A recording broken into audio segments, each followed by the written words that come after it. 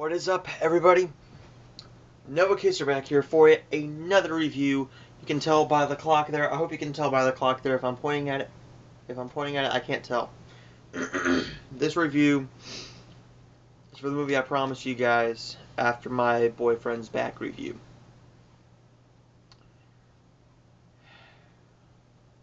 This is When the Starlight Ends. I'm hoping you can see this cover.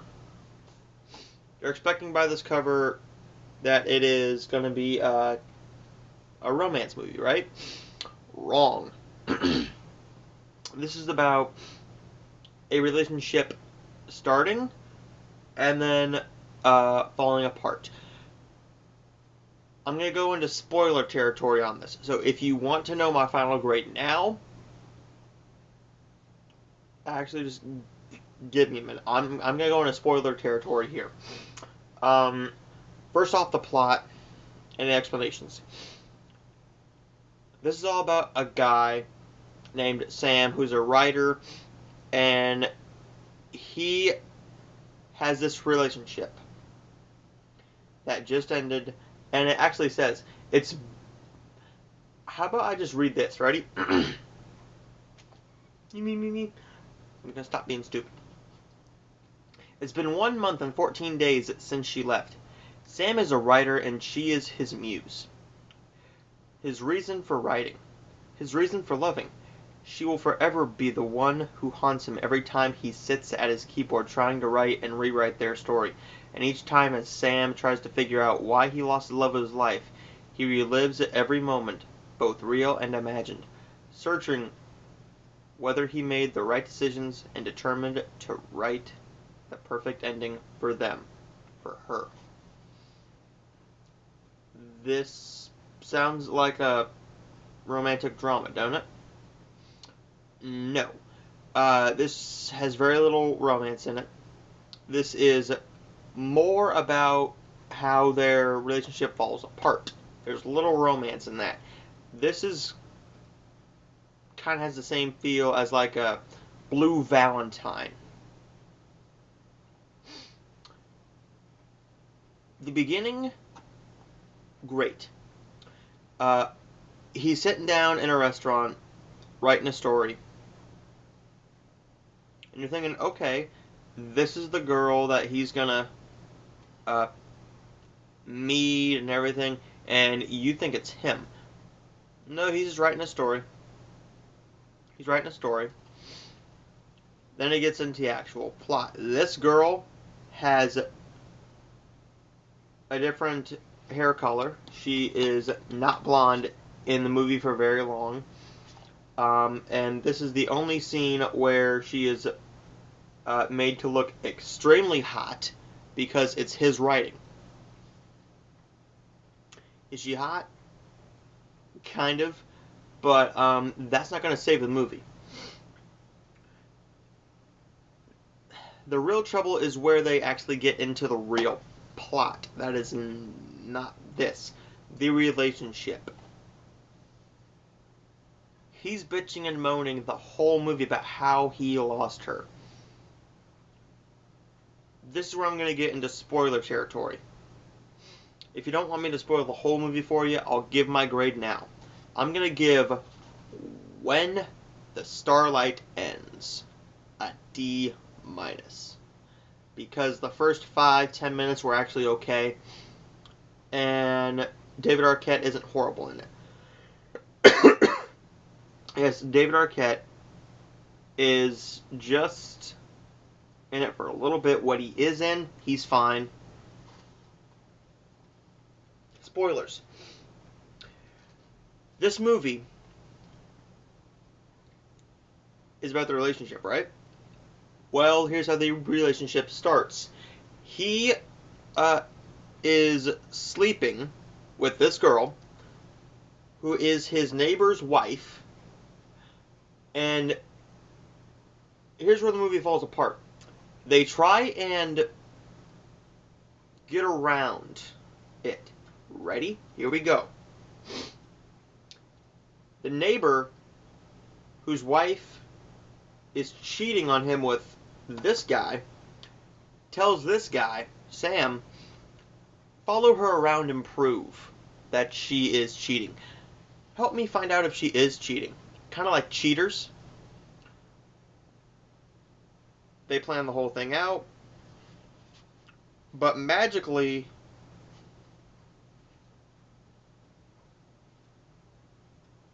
how do they still end up together when he finds out that she is not cheating, but he is never brought up again? He is never brought up again throughout the whole fucking movie. What he's been writing is exactly what's happening in their relationship. She gets pissed off. A pretty mediocre fight happens because there's no real emotion in it, because you don't care about the characters. If they would have met, like, on an actual blind date or something, met up some other way, but no, he is just fucking his neighbor's wife and they fall in love. The end of the movie is basically he's depressed, he's about to drown these flowers, and he's just all out depressed. He's a depressed son of a bitch. And now he decides to stalk her. This is 5 years later. 5 years later, he has been stalking this girl, thinking about this girl for 5 years. It's kind of like the Forever My Girl movie, where the guy kept listening to the same phone message over and over again. That gets creepy and just straight out stalkerish.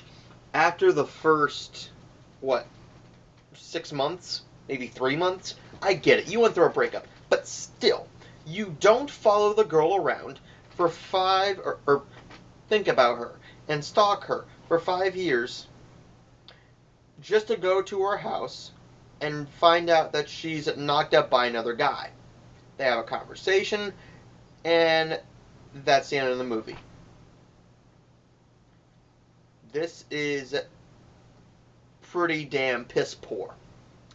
So piss poor that I would not recommend you guys see it. This has no name actors. No name actors.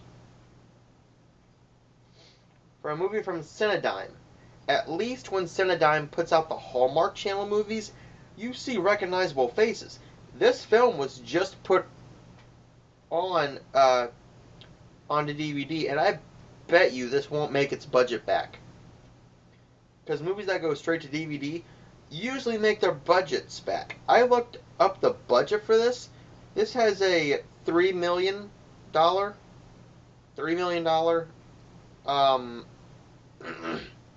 budget. If that. I doubt it's $1 million. This will probably make a total of $50,000-$60,000. Because this will not go to Walmart's. This will not go to Target's. The only way you're going to find this is at your local library, or you put it on hold at the library, or you will see Netflix pick it up and just put it on there. That'll probably be what happens. This is bad. Just don't watch it. The back, it's pretty true, but he's trying to write this story about their life, which is the reason they broke up in the fucking first place. He's writing a story about their life, which is what got him in trouble in the first place. So he is kicking his own self in the ass by just making himself more depressed by thinking about what caused the breakup to get him depressed. What the fuck? Thank God I didn't have to pay money for it. My next review is going to be a very interesting review. You know me on this channel. I enjoy straight to DVD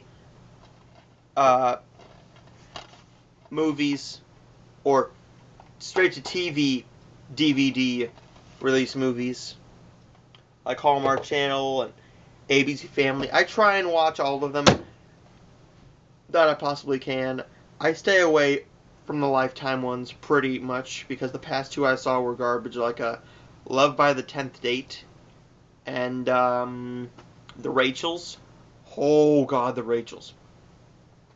This one, I've never seen a BET original movie. This is Walk Away from Love. This one could be okay. I know nothing about it. While I was skipping to the end credits, because if you don't know this about me either, I like knowing how much time I have for the movie.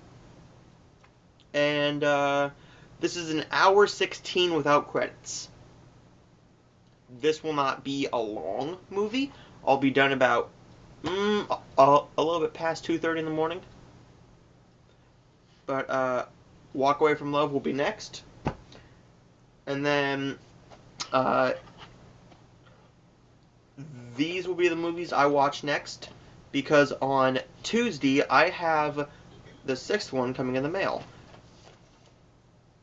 The first 5 Tremors films, which are Tremors, Tremors 2 Aftershocks, Tremors 3 Back to Perfection, Tremors 4 The Legend Begins, Tremors 5 Bloodlines, and then Tuesday I have Tremors A Cold Day in Hell coming in the mail.